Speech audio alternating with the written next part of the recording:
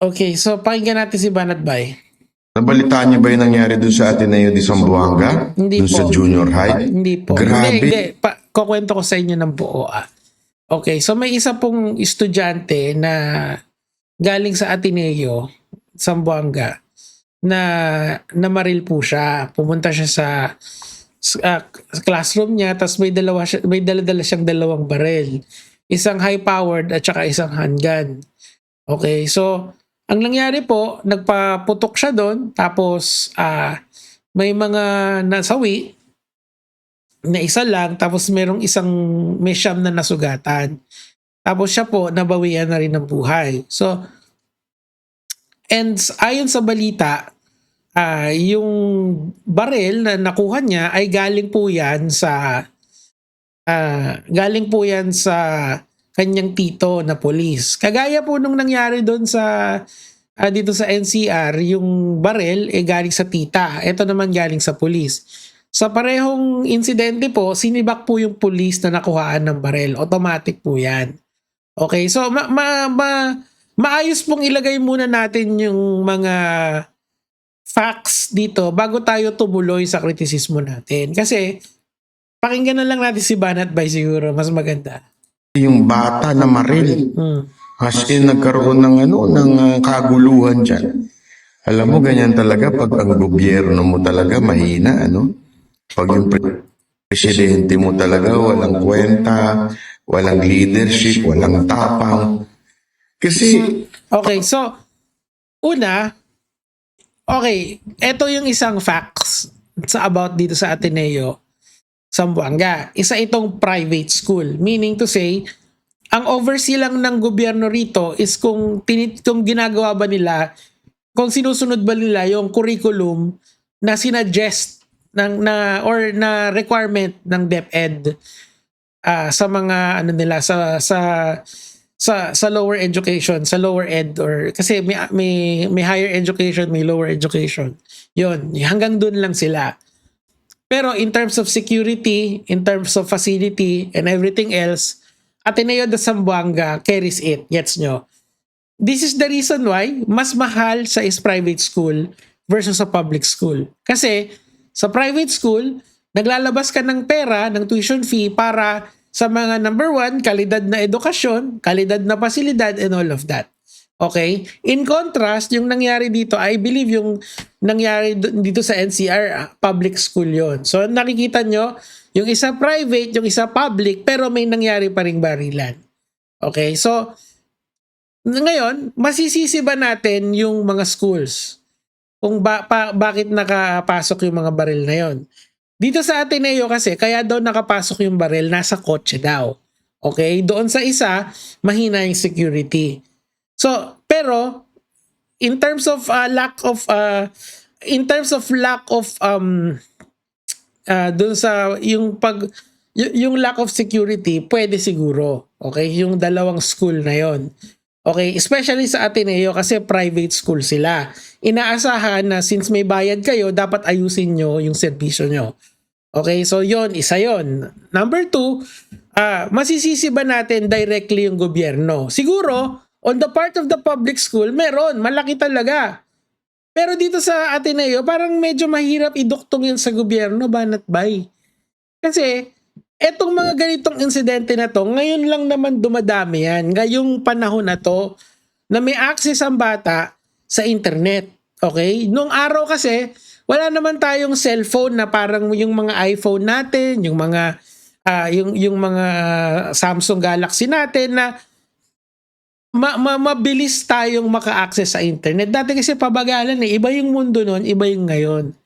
Problema, nabobombard tayo ng information. Information na literal na nag-iiba sa utak ng isang tao. Pansinin nyo, 10 years ago, mahilig ba kayo mag-scroll sa TikTok? Di ba hindi naman? 5 years ago na lang, Tingnan nyo. Hindi, medyo na yan Pero di ba? Yung algorithm ngayon is designed para ma-stuck ka.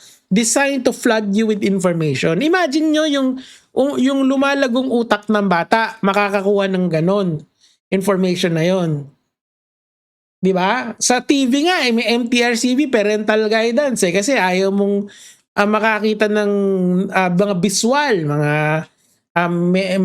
violente, di ba? So why is it automatically nakasalanan yon ng isang tao na ang trabaho niya isang kabuuan, di ba? So ibig sabihin, they are to blame, but not all of it. Kasi yung framing nito, kasalanan na naman ni Marcos lahat eh. Tuloy natin. Ilan na ho itong mga nangyayaring ganito na namamaril yung mga estudyante. I mean, kung ikaw yung presidente, isang utos mo lang dapat sa PNP na ayoko na may mauulit na ganyan. Kaya nga sinibak yung dalawang pulis na yun eh. Kasi isang problema din kasi may access sa baril yung mga bata. Okay? Kung wala silang access sa ganyan, walang ganyang insidente. Tama, mali. Tama. Kasi kung may access sa ganyan, ayan yung ginagawa. Oh my God. Oh. Diba? Sisibakin ko kayo pag naulit yan. Diba Sigurado ako wala na mangyayari. Hindi ganun yun. Hindi mo masasabi yun. Kasi wala naman may gustong gumawa niyan eh. And I'm not being cynical here na in the future, mangyayari yan ulit. I am just saying na yung safeguards natin, in general, sa lahat ng aspeto ay kulang. Kasi yung mga batang nagkakaganyan, this is according to studies, is an amalgamation of several factors. Samot-saring factor siya, hindi lang isa. Number one, ang isang factor dyan is yung home niya. Okay? Number two, yung access niya sa information sa internet. Notice that I did not say games. I said information. Kasi marami namang naglalaro siguro ng CODM, 'di ba? Call of Duty, mobile, mga bata, mga matatanda. Hindi naman lahat yung mga yan ay nagiging shooter. Napaka-specific lang. Though under information again is yung community na sinasalihan nila. Sumasali ba sila doon sa mga nihilistic na sobrang mga kupal? Di ba? Ganun, may mga ganun eh. Na mga tawag mo rito ng mga tao. Okay, so di ba merong mga ganun? So, isa yon sa mga dapat i-consider natin factor. Di ba? So, ibig sabihin, hindi lahat ng, and number three, of course, yung educational system natin in general. Kasi, tingin ko, kulang tayo sa internet education. Yan yung kailangan natin i-integrate. Kasi whether you like it or not, ang mga mobile phones natin is here to stay. Meaning to say, hindi na mawawala yan kahit anong mangyari. Hindi na mawawala yung cellphone mo, hindi na mawawala yung cellphone ko, in the sense na kakabit na natin yan, yung internet, hindi na rin mawawala yan. Integrated na yan sa buhay natin. So what do? We manage.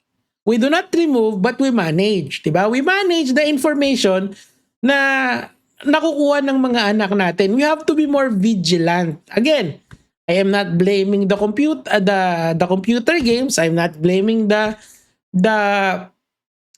government itself. But what I'm trying to find here is that what are the factors to consider kaya nagaganyan yung bata? Meron bang bullying na nangyayari? Shoutouts kay Sadaw na bullying is a good daw. Patao na yun talaga, no? Kita mo. So, these are all factors para malaman natin na maintindihan natin, magets natin kung bakit nagkakaganyan ang isang tao, ang isang bata. Diba? So, malalimang study ang kailangan natin dito. Pero, ang pinaka-the best natin na kailangan gawin, especially to those people who are gun owners, is that let's keep them away from the kids. Just to be safe. Yun lang siguro yung pinaka-the best. Kasi, the same incident happened because the kids had access to the guns. Everyone has access to computer games. Everyone has access to the information online. So, that is not the factor. The factor here is the guns. So, keep it away first. Yun yung kailangan natin. Kasalanan ba ni BBM yan? Siguro kung si Duterte yung nakaupo, baka, tas may mga ganyang insidente, baka iba yung itsura ng ano natin. Pero you cannot blame BBM for everything na nangyayari. Especially yung mga ganyan na naka-highly specific yung mga cases na yan. Tuloy natin. Wala eh. Yung presidente natin, ewan ko kung sabog, tanga, gululong. Hindi ko alam kung ano ginagawa ng animal na yun. Di ba? Ang Parang, galing no? Sinisi lahat kay BBM. bahala kayo dyan. Basta ako dito, protektado ako dito. Basta ako dito, mataas ako dito. Di ba? Grabe oh. Itong presidente natin, walang bitaw talaga to. Kawawa bayan natin sa nangyayari nito. Ilang pa kaya ang mamamatay, mga inosenteng Alam mo, pinakamaganda dyan is that hindi naman to kasi partisan issue. Etong nangyayari na to. It's not a Duterte thing. It's not a BBM thing. It's a freak accident. Gusto kong tignan ganyan. Or it's very circumstantial. Wag freak accident. It's very circumstantial. Ganun natin siya ilagay. It's very circumstantial in a way na a slew of factors is supposed to happen para mangyari yon. So ayan, nangyari na. Anong gagawin natin? We have to do better as a society. We have to be more accountable if we are gun owners. Di ba? Yan yung una. If we are parents, we have to monitor our children kung ano yung ginagawa nila online. 'Di ba? Kasi you wouldn't know kung saang website sila nagpupunta. They might be radicalized dun sa mga ganyan, 'di ba? You have to know ano yung nilalaro nila, ano yung temperament nila habang naglalaro sila. Pero to blame one person for this massive of a problem, that's kalokohan. Okay? Anyway, yun lang naman po yung sa akin for today, mga lods.